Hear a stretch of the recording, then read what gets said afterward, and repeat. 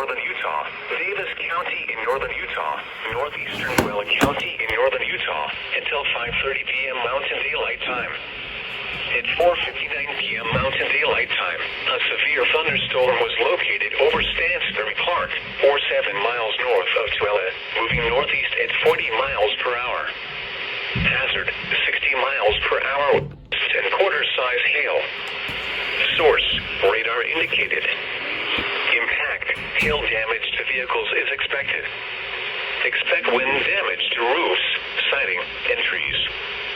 Locations impacted include Salt Lake City, West Valley City, Layton, Bountiful, Farmington, Grantsville, Hill Air Force Base, Clearfield, Catesville, Syracuse, Clinton, North Salt Lake, Centerville, Woods Cross, Stansbury Park, South Weber, West Bountiful, Uinta, Salt Lake City International Airport, and Magna.